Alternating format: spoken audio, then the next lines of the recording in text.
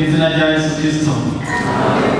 Nkuko babivuze yitwa Ntibutse Mariko, nkaba ndi umukristo muri shengero rya Pentekote ry'iwacu Kirenga.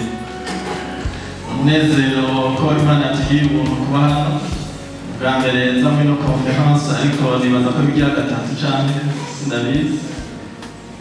Umuntu rero Imana yagiriye ko nashobora kuba ngaha naho mu kino. Dufite icigwa kivuga ngo mu Gifaransa ngo impact du chrétien dans la société. Amajambo arimo ahambaye ni société, tuvuze société ni kibano, hanyuma chrétien kiroroshe ni umukristo cyangwa umukristo, nta ngorane. Hanyuma tuvuze impact riva mu gisodangiramo cyangwa mu rundi rurimi, mugabo ni ingaruka, inkurikizi ko umukristo aba mu bantu, aba mu kibano, none inkurikizi ziwe cyangwa amaziki. Jewe cyo banjeje ko novuga muri makeya, sisanzwe ivyo nize n'umuhinga wa kahise, mugabo mu gihe ca none umuntu ararondera ibintu akabironka iyo asanzwe afise ibyangombwa by'ibanze by'ingene barondera ibintu. Mu by'ukuri ibihano tuza kubashikiriza murabizi ntibiba ari byo kurya nyine. Ku isi ikintu kidakunda ko umuntu ashobora gutanga ibiharuro byo. Ni ukuvuga bashobora kuvuga abantu bari mu gihugu c'Uburundi miliyoni 5, muri umunota rero ugasanga havutse abantu nka 200 haje gupfa, urumva rero biza vyapfuye. Igihe bari bambwiye kino kintu navugishije abigisha mu makaminuza yose mu gihugu dusangiye ivyo bita groupe WhatsApp, nabwira nti yoma ahantu usoma abakristo bari mu Burundi ngene bari mw'isi baragiye ivyo bampaye, ariko twita muri siyanse resus, nuvuga ngo aho bakuye ibintu, ariko turaziranye yuko ibiharuro byose baba mubona n'umuti yaje no kuri 100%, ntihazogire umuntu azobabesha. Ni ibintu byo kugereranya, aho ngiye umukate ujamwo isukari ingana uku n'ibiki, jewe nivyo nize. Niba ari vyo turashobora ukuntu tugereranya, ariko biraguha icyiyumviro nyamukuru. Rero batugije imbere gatoya, rero niyumviriye yuko imbere kandi niyumviriye yuko notangura kuvuga insiguro canke definition canke ico bisiguro ko ingwara dufise iminsi yose no mw'ishuri twaba tugira ingwara yo gutahura ijambo icaryo. Ona nk'ubu ubugiye no munsi ijambo rikuru rituraba niryo kuvuga ngo umukristo. Umukristo rero biraduhanze gusigura, twogerageza guca hirya no hino gatoya, kuko mw'isi umuntu ari kuvuga ibintu cyose biracibwa. Ashobora kuvuga ati iyi ni telefone, muri siyansi tuvuga ati umuntu ashaka kuvuga ati uno mutuga ntumuhaririza kirazira, niko bimeze. Abwira ati aya n'amarinete, abwira ati iyi ni inka, murusha gusigura. Rero ni ukuvuga ijambo muza kubona nange turivuze canke turisiguye, naho umuntu avuga ati banaka bavyiyumvira ko gute, banaka biba gute. Atari uko umuntu arekuriwe ku isi yose kwita ikintu uko agishaka, hama bagahamya, niko siyansi ivuga liberté d'expression. Ica kabiri ndifuza ko twoca ku bitigiri tutiriwe turaja mu birebire bandanye.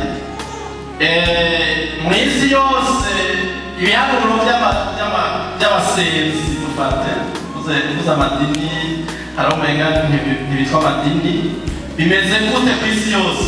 Ni ukugerageza kugereranya, nta muntu abizi by'ukuri, mugabo turagereranya hama bikaduha intumbero kumbure.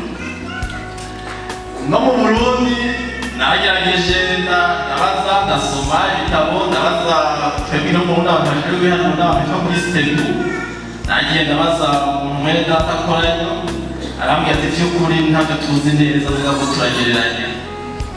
Ikigira kane bandanya rwose. Ikigira kane umuntu yokwibwira ati none ibintu by'uko tuza kubona ko hariho amadini menshi n'abasenzi benshi byinshi turabona twinshi turaba c'abakristo canke christianisme.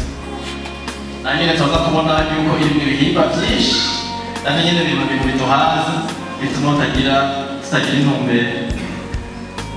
Tuba ngo turabakristo mugabo turi benshi kandi ntitwumvikana, bigaca bituma abo twita ko tworondeye tubagira abakristo bigaca bituga ati ntibikunda mwebwe nyene ntimwumvikana. Byose baza kubicako gatoya mu biduhanze birimo, kuko mu bisanzwe ivy'abakristo tuza kubivuga ibintu bitatu bikomakomeye.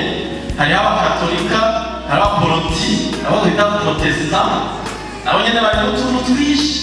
N'abakatolika nabo nyene hajya barimo ibigwi bibiri tuza kubavuga ko bitwa abaorthodoxe, bafise utuntu igituma bavuga ngo baza niko usanga ari ibintu baba basangiye.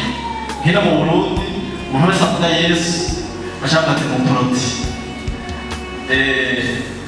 Nuko ikigira kane ni ugusiga ikibazo nyamukuru abigisha bari inyuma baza kutwigisha ibibazo biduhanze kumbure baza guhava bacamo. Atubandanirije sinigwa nateba mbere y'umujyarusa duhere bandanya duhere kuvuga ijambo ryitwa ubukristo. Sosiyete n'uko ntawe yivuga ni kibano muri rusange, ni kibano muri rusange ntiwe turabisigura. Mugabo tuvuze ngo umukristo cyangwa umukristian ni ijambo tutirondereye, n'abantu bari twise nk'uko barimo bavuga ngo abaremba abaroma. Sobanura twakirondeye ngo tubyiyite kandi si Yesu yari twise. N'abantu muzobisoma mu butumwa bwiza mbere ijambo ryitwa chrétien niba ari byo namondeye biza inshuro zitatu gusa muri Bibiliya yose turabigitabye na kinga. Ubwa mbere na mbere muri histoire yigira imbere muri histoire murabizi yuko kera isi ntiyariho, hanyuma kandi nta muntu yariho, nta bigori, nta biharage, nta muntu umwe yahari. Nkunda kuyagisha abanabwira nta mwese muri inshuti aha twitondera usanga mu byara cyangwa se mu isoko mu by'imiryango, kuko aha twese tuvuga ku muntu umwe.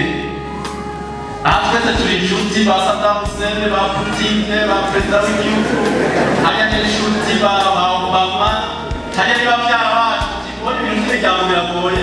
Hanyuma usanga uri akana gatoya nawe ushaka ugasanga nisenge wa mu by'imiryango, nawe akaza usanga akana kavuze mu by'imiryango nisenge wiwe. None aha mwese turi inshuti byo mubimenye. Kandi ikindi natwe twavuga gikomeye ni cyuko ibintu byose Imana yaremye ahantu yashyiraho umuntu kandi yashaka kwaba umwe. Ibi by'amadini zo kuvuga byinshi bihari byavuye mu cyaha cyatandukanije abantu bigatuma ataba umwe, ariko icyo Imana yashaka ijambo rimwe n'aho abantu batarikunda kandi ngira ngo izaba rikunda neza ryitwa ecumenisme. Ecumenisme ni ukuvuga ngo ko abantu baba umwe, ni abantu basenga Imana imwe, bumva ibintu kumwe, bavuga bimwe, bice biryoha, Imana bineze, nibyo yashaka. Mugabo amaso yabisanzuye ntawe uzi ko bizosora gukunda, kuko impera n'imperuka bamwe bazoja mu muriro wa Satani abandi baje mu ijuru. Impera n'imperuka twifuza ko twebwe twogenda murakoze cyane cyane ko turi aba Kristo, nuvuga ngo abo kwa Kristo, kuko umurimo ati abaremba kuko tutazi uri tazi yango hari bakora ubutazi basaba ubutazi neza.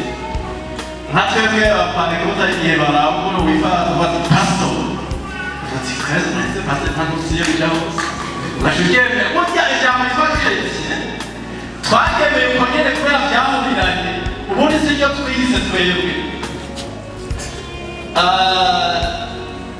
Ijambo ryitwa Chrétien muzobibona yuko sinigwa ndaca muri rya ry'igifaransa, ariko ababishoboye baza gusoma ni ijambo rivugwa mu isezerano rishasha. Hama kandi isi inyuma gatoya ndabibutse yuko isi yabayeho uno munsi dufise kandi itariki zingana 12 z'ukwezi kwa kangahe, umwaka wa kangahe, 2022.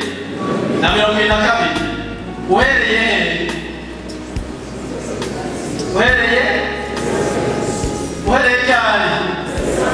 Kuva Yesu apfuye. Abize kera murazi yuko, abize mu ishuri murazi yuko Imana n'igitangaza iyo bija hose mu Christianisme, Imana ikwiye kwitabara igatumbera ahandi ho birahambaye, siko none? Kandi ibyo byose bihagaze kuri Kristo. Kristo niwe Kristo, niwe Yesu, niwe Yesu. Mu mvugo z'umuntu ari we numva Yesu nta ngorane. Igihambaye si indome, igihambaye n'icari ubwiwe nk'ubushobozi bwiwe. Nibyo ngira ngo vyigwa dufise. Hari umuntu, ariko si umuntu n'Imana yaje muri ino si, bituma ivyambere byose babiheba kubihanura. Kera abize muri ati bantu babacuritse nk'iki, baza bacuritse nk'iki, baza ufate nk'ibihumbi 2,000, 1,900, 1,800, ubusa bagaca basubira bagaharura kurya.